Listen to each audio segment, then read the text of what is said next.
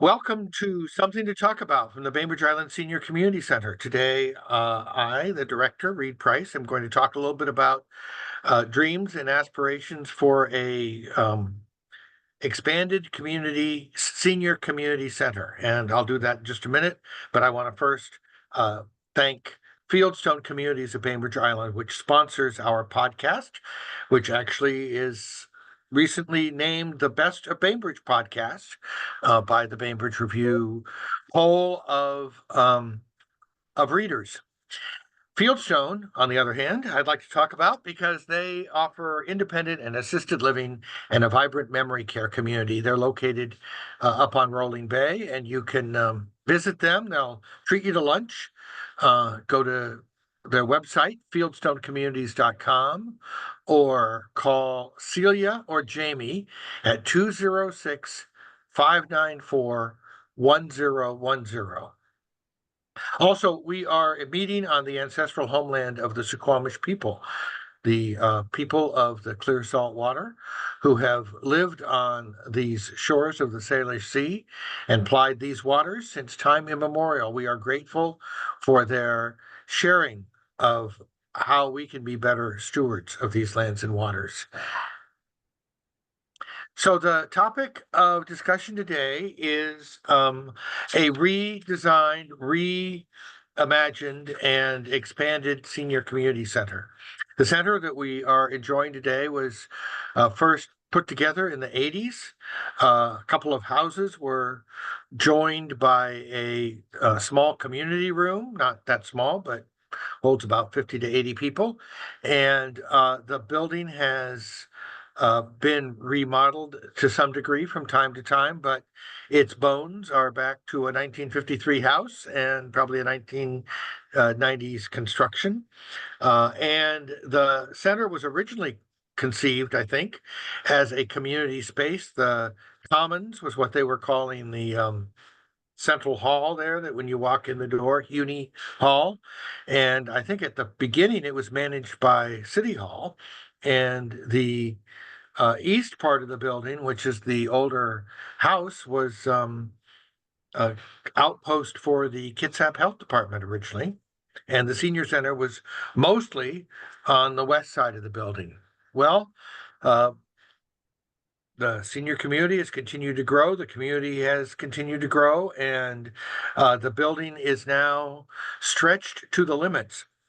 It was, in fact, in 2007 that there was a plan to look at putting in a two-story building in this location, but the Great Recession put things on hold, and it was never realized. There was a remodel that went forward at that time, and so after COVID, after the nonprofit took control of the activities in the center, we started to go back and look at some of those plans and brush them off and try to imagine what kind of facility this community needs or would need and will need in the years ahead.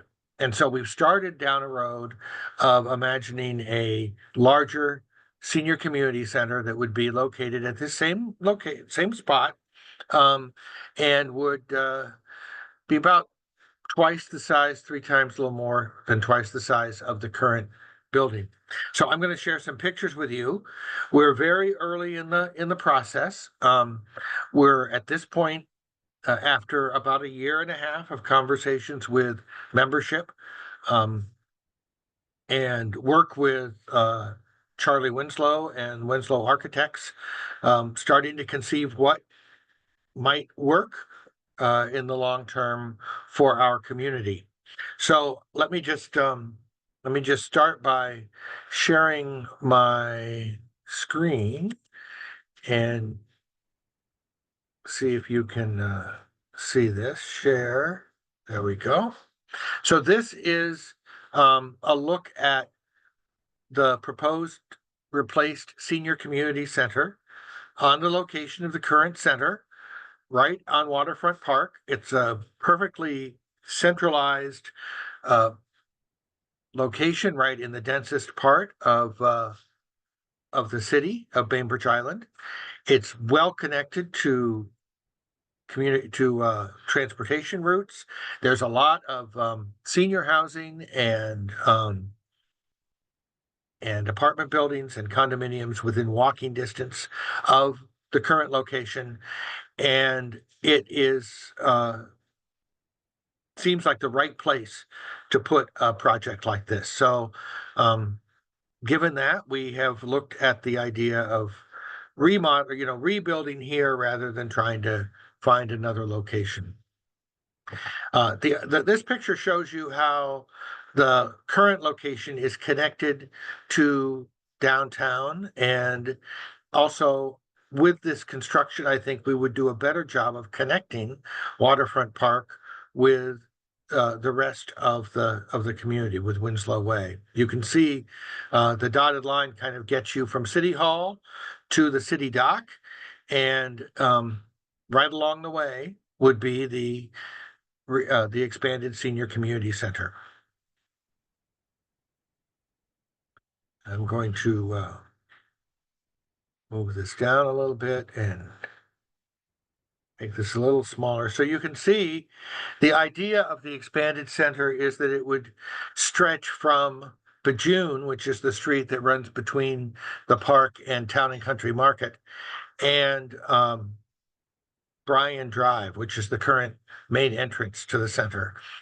While there would be entrances on both sides, most of the activities, as we'll see in a little bit, are up on a second floor from the perspective of the park, of the waterfront park, but would be a first floor basically from Bejune Drive. And the main entrance then and the drop-off point could be from Bejune, and you'd walk right into the senior center. This shows that the reconfigured center would not move or demolish hardly any trees. It's basically on a spot where there aren't many trees now, or there's a building. And it would also not require the moving of the playground. It would actually become more of a relationship between the playground and the adjoining entry plaza. The other thing that this diagram shows is that there would be connections through the building to the park, so that it would be a bridge between the commercial district and the park district. And it does not upset really the current path to get to the park. In fact, it might improve the line of sight for folks who are looking to connect to the park and find where it is. Next, I'll go to this is a very early landscape suggestion from Jeff Bauma, and it gives you a little better picture of sort of how the routes might go. It would line up the current gravel parkway that comes down with the current opening in the walkway on Waterfront Park. So you could basically walk straight across into that other sidewalk rather than right now it's sort of at an angle. And the idea here is to show that although the building is square, that there's a lot of thinking about curves and organic spaces in the planting. There's a discussion of having an overhead canopy that would cover bike racks and make it so there would be somewhere pleasant to sit, even when the drizzle comes. And as you can see, there'd be a lot of activity up on this floor, and then on the lower level, we would also have some interest, some activities, which I'll show you in just a second. This is kind of a detailed drawing of what the top level floor, the one that you would walk into from Bejune, looks like. On the top, the green spaces are high-level program spaces. There's a on the left-hand side there's a multi-purpose room. We're looking at the idea of having some accordion or an accordion door so that you could block it off into smaller sections, so you could have 2 rooms or so out of that one space. And then at the bottom of the picture, you can see a couple of other meeting rooms, meeting room A and B, which would look out on the park. And the idea there might be that you could also have a divider of some sort to use them separately. The on the right side, there's a rather large area called the game room, which would be basically the size of our current CUNY Hall. We imagine being able to do table tennis or art projects or some of our classes, activity classes there.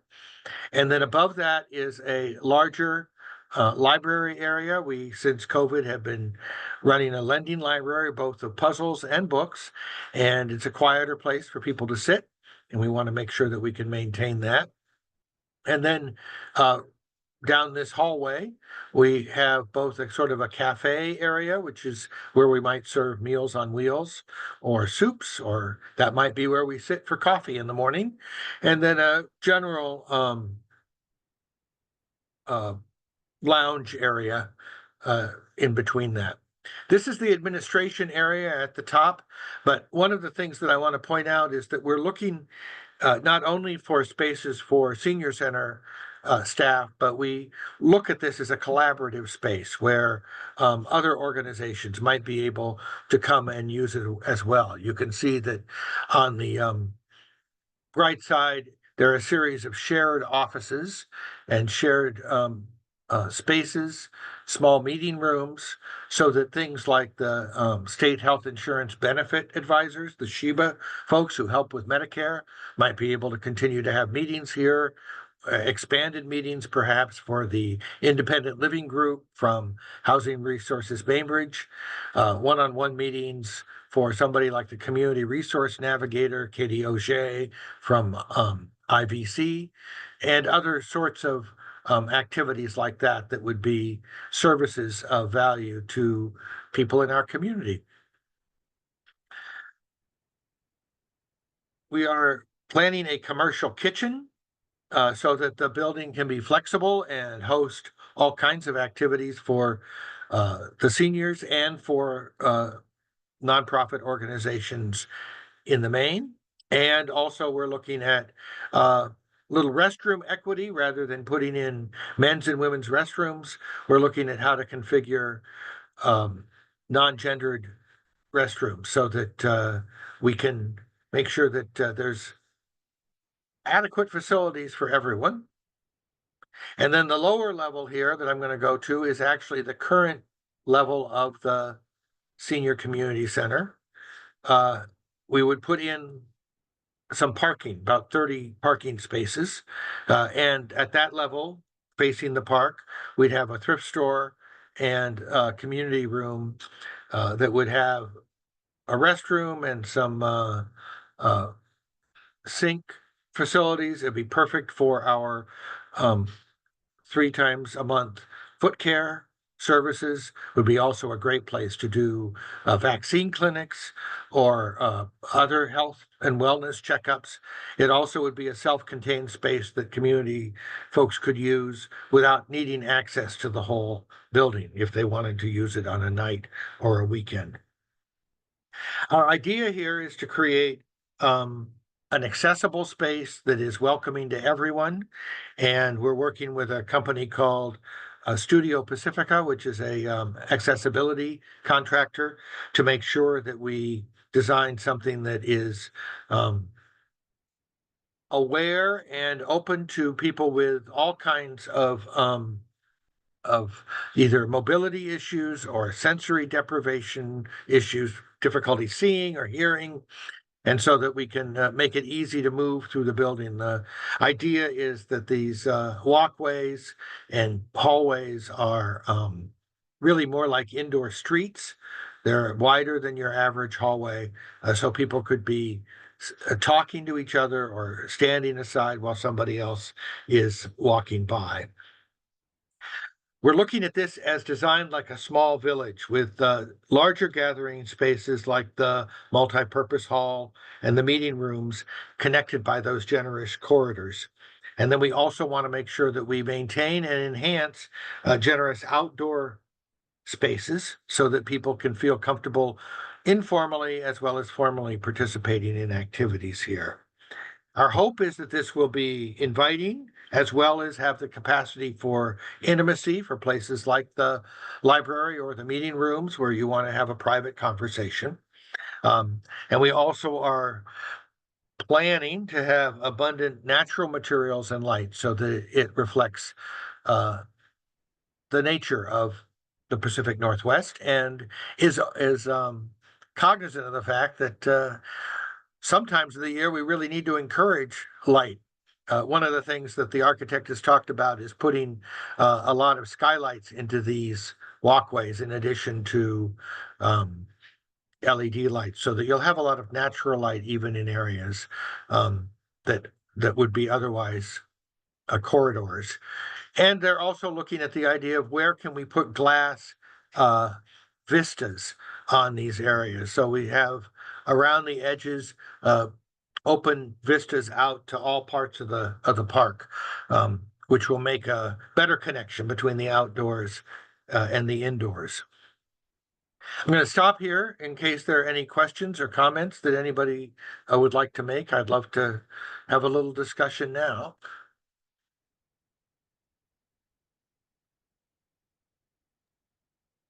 Reed, this is Nancy Gall. Yeah. Hey there. It looks gorgeous. It looks really beautiful.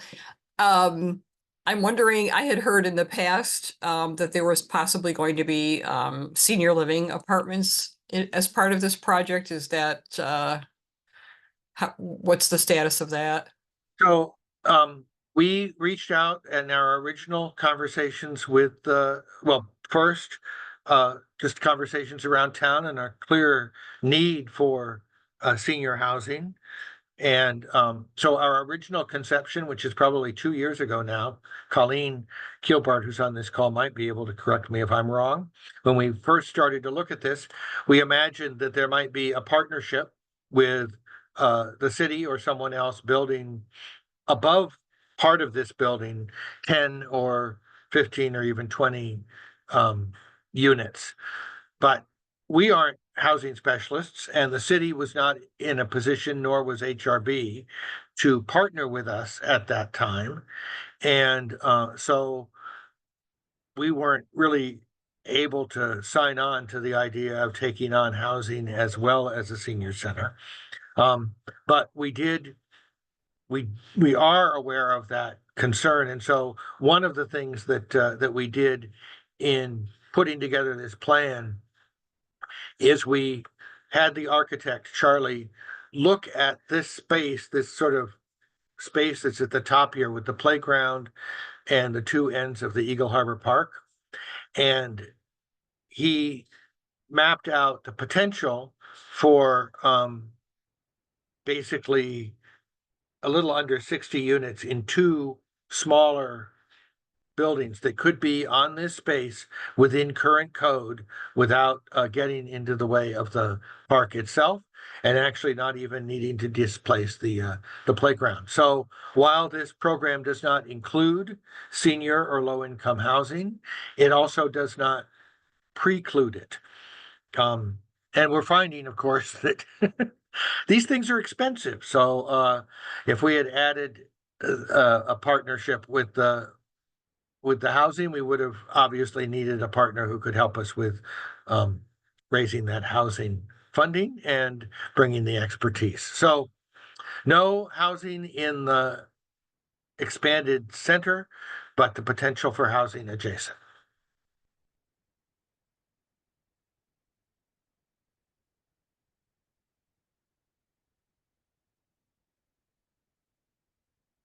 So the other thing I wanted to mention was that we are looking at this as a resilience hub, which is sort of a step beyond the idea of a emergency center.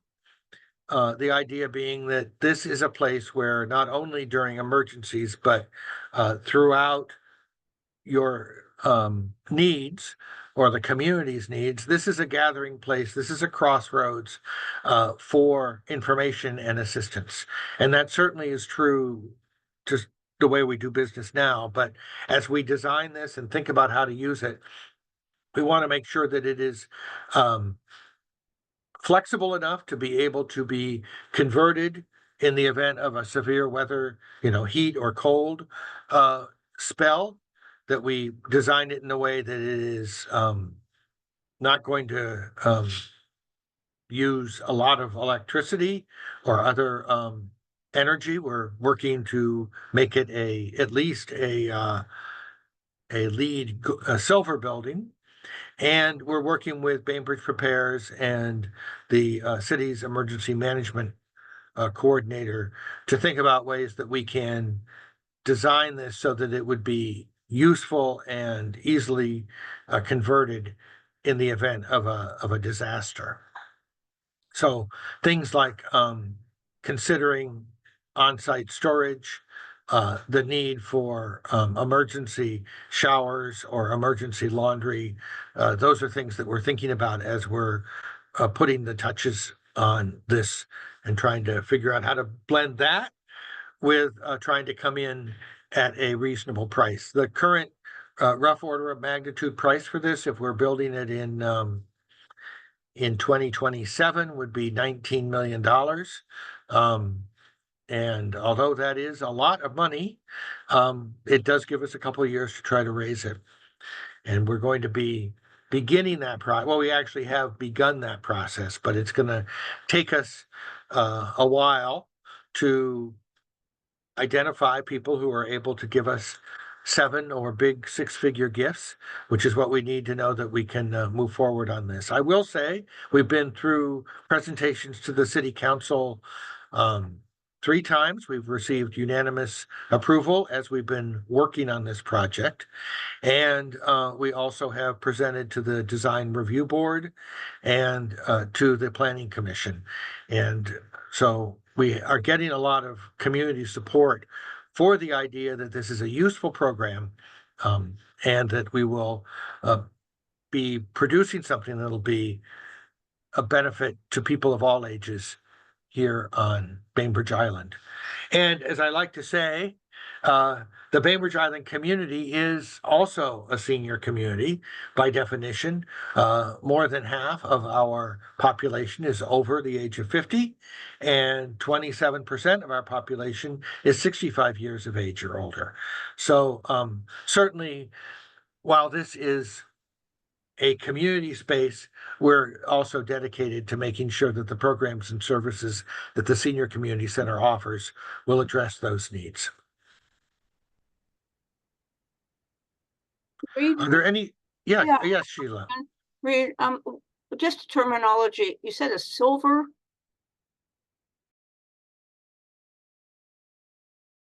I'm sorry, I was trying to unmute myself and I muted you there. Yes, LEED silver. So LEED silver is a designation for energy savings, and we're working with a consultant to make sure that as we're moving forward, we're ready to meet those needs. So the LEED is an energy rating system, and I think when you use state funding, you're basically required to meet some LEED certification, and it stands for Leadership in Energy and Environmental Design.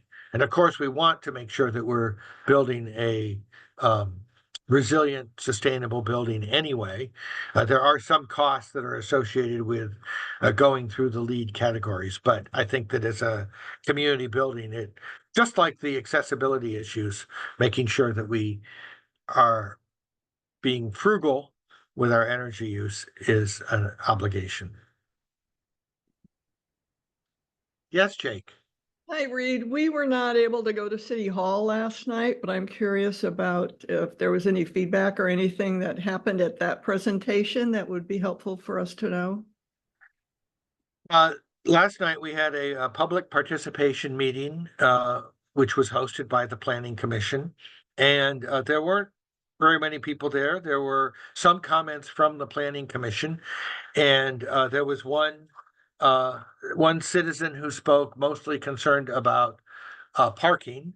And I think that that sort of raises the awareness that although $4 million of this project is parking, it's an important component, especially given that this is right in downtown and that parking for an activity center that's larger than the one that's here now is going to necessitate parking, regardless of whether we're able to do a better job of public transit.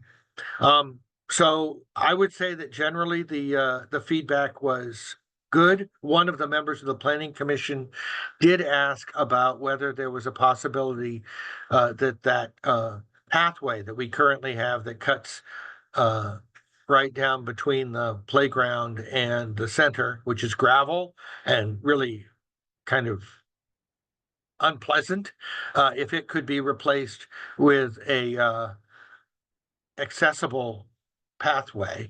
At this point, it doesn't look like that's doable because of the grade and the need to have specific you can't move too steeply when you're doing a grade that you're expected to run a walker or a wheelchair or a scooter down. But I think that there might be ways to maybe meet in the middle. That concern, the current landscape design would have the accessible path go all the way around the west side of the property. But I am looking forward to having more community events. We're going to do more of these meetings and promote them and look for people to attend in person as well as online. But no, I would say no major objections and a lot of praise for the concept and the way that it will serve the community. Well, thank you. Thank you. Any other comments or questions? I'll tell you sort of what is coming up next is that we're continuing to put some sort of idea of what this might look like from the side. So we're still working with the architect to come up with an elevation, a sort of design, look at it, what it looks like from the street. That's not complete yet, but that's what we're working on in the next couple weeks. And then our plan is to sort of set that aside for a little while and turn our focus to fundraising and get some pledges and donations so that we can move forward, knowing that we have the funds to accomplish the task. And that will probably go on for the next year or so.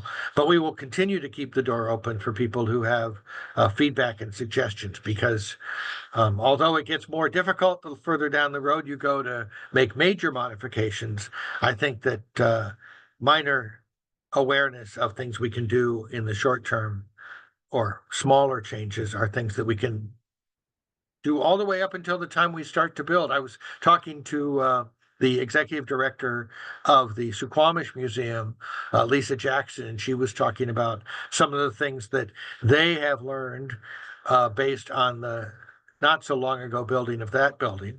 And so things like, don't try to get too complicated with the heating and ventilation system. Think about other ways to make your building,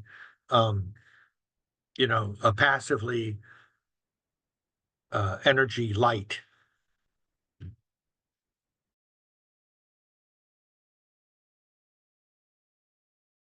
So I think I'll wrap up then by saying that if you have any particular suggestions, if after looking at this or thinking about this you want to comment, please send a note to either me, Reed, REED, at biseniorcenter.org, or to info@biseniorcenter.org, and we will definitely respond and continue to keep the conversation going. Thanks a lot. Thank you very much. Bye-bye. Bye-bye.